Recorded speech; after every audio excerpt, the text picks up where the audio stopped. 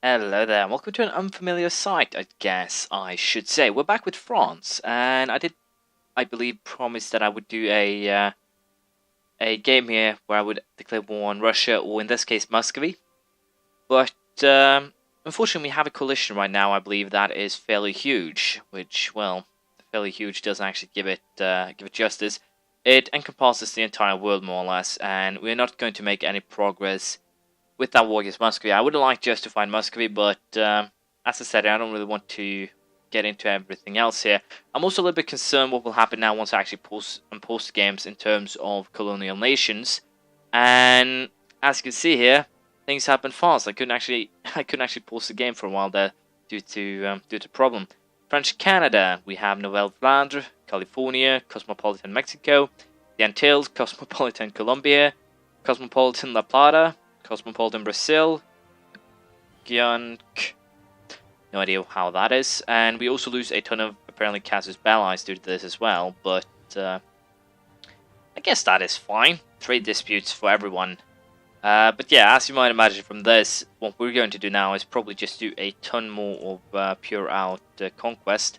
When we look at what we own ourselves, we'll probably try and integrate some of our, well, vassals, and it doesn't actually make any sense at all to have them there. Especially now that I can't feed him anymore at all, most likely. But yeah, we are going to annex most of these, and I'm a little bit unsure what my plan here was with Uzbek, but it'll probably solve itself, I would presume. But with this said, we do now have the question what I will be doing with these guys. I can't actually declare war on them because Norway is the colonial overlord, things like that. But yeah, we are going to most likely just go for conquest in this area potentially. I don't think I'll play this too long. We'll just get everything done here. And also, apparently, my economy is suffering due to this. It's suffering tremendously. I'm over my force limits by quite a bit, and my economy is taking actually the blame for that, which is kind of weird. But I guess it's what has to be expected. So I think we'll just keep navies that we currently have, but get rid of everything else. We'll see how it turns out. For now, however, I'll just try and annex my vassals and allow to some extent, the aggressive expansion to drop, and then we'll only go after Muscovy, I think. I don't think it will be too interesting, to be perfectly honest here. I have no idea if I actually loaded up the right offensive, but I'm pretty sure I did. I have twice the amount of troops. The only thing that could be remotely interesting here is trying to declare war on the entire world. But it wouldn't be as interesting as some people might actually think, due to the simple fact that if I were to do that, it would simply be a very horrendous, how should I put this? It would be an horrendous nightmare to actually organize all of this. And that is the little thing that I'm, to some extent, worried about. But we'll see. For now, as I said, I'll just try and keep my country growing. I will not be getting any more aggressive expansion. I will not be trying to do anything that will give me aggressive expansion, except of course, as I said, annexing some of my vassals. We have complete control of everything here. I could probably also get the Holy Roman Empire should I decide to vassalize everyone. Worth noting, but as I said, we'll be trying to keep everything in check, and then we'll see how we start afterwards. So I'll just allow time to pass. I'll probably end the war with Uzbek would want peace, potentially. I don't think I can vassalize them anymore, if that was my plan. And hopefully here, you won't be disappointed by having a French episode. I'll probably be one or two before we can actually declare war on Muscovy. I might actually go for separate wars against everyone, just to show how much power I actually have. Because let's face it, if I want to fight the entire coalition and win, I have to, well, screw over the Ottomans, which will be difficult. The Mamluks have some cores, I could potentially use them to my advantage, but once again, rather doubtful, things like that. Once again, I'm a little bit unsure how I would actually handle this, but as I said, we'll go for lowering the aggressive expansion and we'll see how we start after that. That's kind of interesting. Both Persia and Kilva decided that Westernization was in order. No idea if Britain is actually part of the coalition, but they probably are. If I could get rid of all of my aggressive expansion, I'm pretty sure I could conquer this area here without too much trouble. That's an interesting thought. Does Greece... No, Greece has no claim to Constantinople, so I might as well just, as I said, go for the annexation.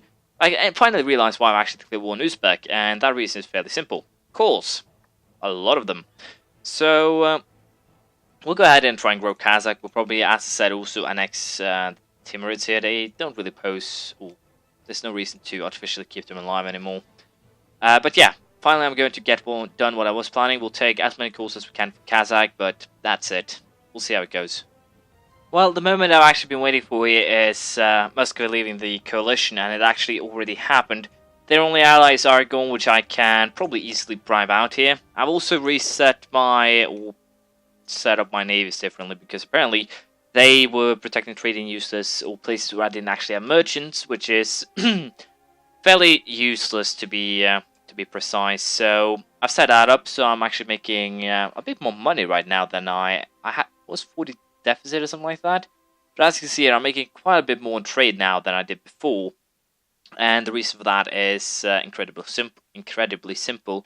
It is purely based on, wow, that's a big army. I think we'll go to Turkestan and back them up. But quality-wise, that army probably sucks quite a bit, I would presume. So it should be a very crushing victory here.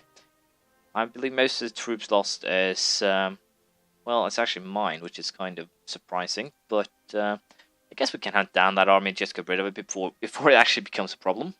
Right now it isn't, but of course, if it's given time, it will definitely become a annoying thing that needs to be brutally and mercilessly dealt with. So I'll just go ahead and try and hunt this thing down, and we'll see how it stands. I'm pretty sure the war or battle won't actually be anything interesting here.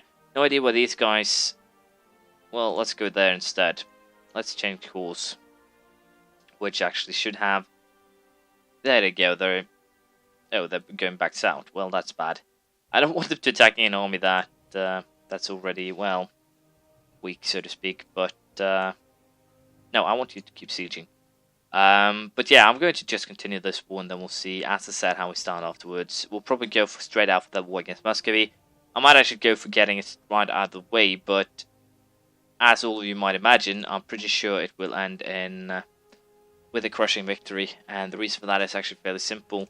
Muscovy's military attack is 28. I'm pretty sure I'm actually ahead of them. Yeah, I'm at 29, which gives me better units all over the board. And I also have the, well, disadvantage: manpower, troops total, things like that. My force limit is almost 3 times theirs. But it's going to be a war of attrition. So with my current idiot king and the amount of units I have, I'm not suited to actually fight them, and as such, we're going to draw this war out a little bit, or not draw it out. We are going to annex some of our vassals before we do anything here. So that's my plan. We'll see if I can make something out of it. So Greece has actually been integrated here, part of I guess my plan from last time, which I can't actually remember. Where are you protecting? Rikusa. So I actually still didn't get everything where I wanted them to. You are going to protect Venice, because that is the only thing that actually matters here. But yeah, I think we will manage. Yeah, we'll manage without that. If I want the army there, I'll just rebuild it, which is not the most effective way of doing things, but I guess that's fine. Do I want to integrate someone else as well here? Denmark, Holstein.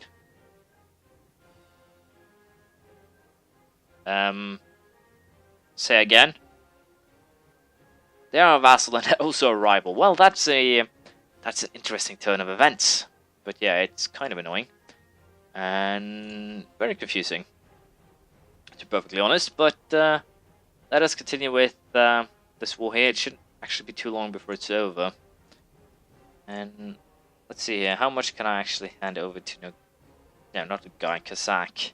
I don't want to hand anything, not everything, over to those other guys. This is going to be... No, it's actually not going to cost me a single diplomatic point to make things even worse for them. And apparently I can take every single call that Kazakh actually should have, which is even more interesting. And then we'll do a quick little check. Now that's the capital. So yeah, I'm getting everything that Kazakh should be owning. Heresy, burn the priest in his books.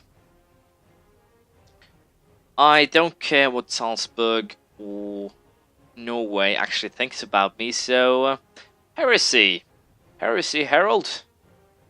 But yeah, as I said, shouldn't be a problem. And as you also know, we'll probably win this battle and the war that way.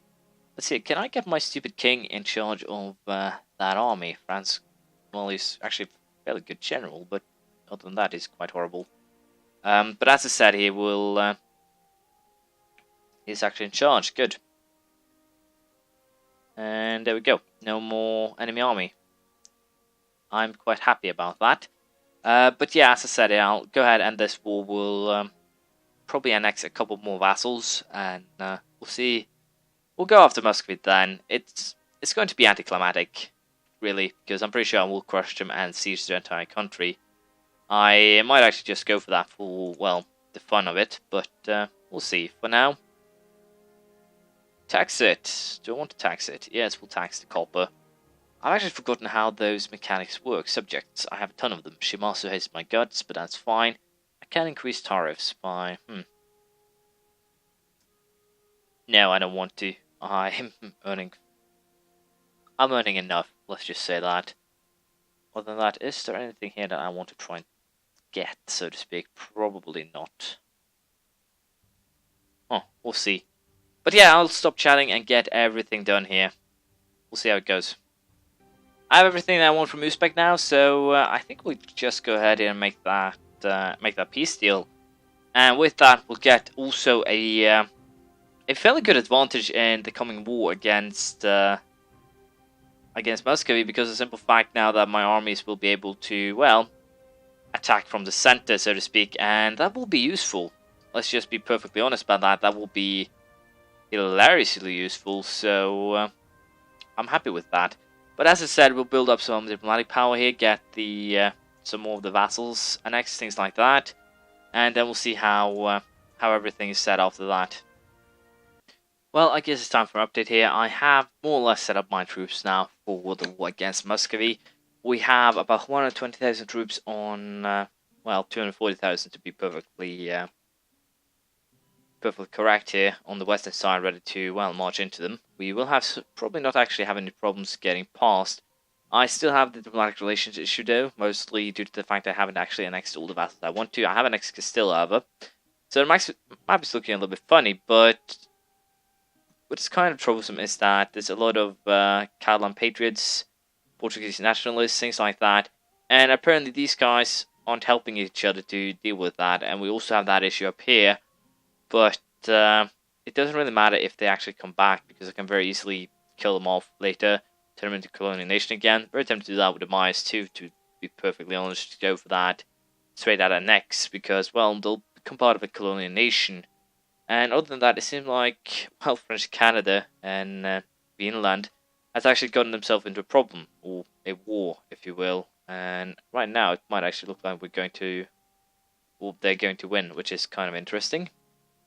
But let's face it, that's not remotely interesting. I think we will take formalized officer corps. We don't really need admin power for the war that we're going to fight. And with that, we get another leader with our upkeep, which could be important. And we also get minus 25 to advice calls, give us, well, more money to play with. So, do I want to do this? Right now, not really. The stability modifier is nice, and of course the extra production things, all that things considered, is also pretty nice, but I don't want to do it right now. We have also 60,000 troops on the in the Kazakh. I'll probably try and transfer this one up there as well, make it into 30,000 troops, 30,000 troop regiment. I've also well, reforged them in order to make them into proper regiments. I've kind of been sloppy, I see, with my France game here, so guess I should be happy that I've gotten a little bit better at organizing. But as you can see here, there's 16,410 units, which should probably be able to rip, well, Muscovy pretty easily up. We'll have 90,000 troops on this front here, also supported by, of course, Ming's 20,000 troops most likely. We also have the Timurids, Kazakh troops over here. The only thing I'm kind of worried about is, I'm not actually worried about Aragon. I'm probably tempted to just, well, I'll probably just use this army to stomp them, and then we'll probably just wipe these out. Something along those lines shouldn't actually be a problem at all. But as I said, the only thing I'm kind of worried about here is, first and foremost, the manpower gain of Muscovy, but second of all, the well, intense amount of land. It'll probably just take a decade to siege half of it. So what I actually is preparing myself for is a 30-year war. It'll also be interesting to see how much I can actually take from them, how many times I can break the 100% overextension limit. But I guess what we'll do now is actually just declare war, and then we'll go for it next episode. If I have to cast a spell like that, is take capital Muscowy. Well, I guess that works. Percent aggressive expansion, 1 prestige. Muscowy. Well, it's actually pretty close too, which makes things a little bit easier. But I think we'll go through Ukraine and the Tonic Order, slowly siege our way forward. I might actually set up an army here for just protection purposes. I get 5,000 troops a month, so that is what I can afford to lose. Also, with 50,000 troops here, we can get a jump on that army, and if we do, we'll be in charge, I think. So, well, I'll just see how it goes next time, and hopefully you've enjoyed me bringing this back. If not, I do apologize, but if you don't want to see this, do me a favor, comment and tell me what challenge I should do next. Hopefully I'll see you around next time. Bye.